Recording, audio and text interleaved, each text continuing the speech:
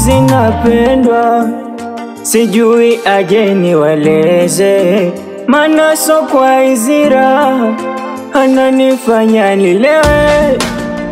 Ana vimacho laini, ukimwona kama nakuita mtoto, sauti laini, ukisikia tu unasinzia. Na tena nimebaini, nikimkosa akitajifia. Kwingine nitake nini, maji mtungi nimeturia.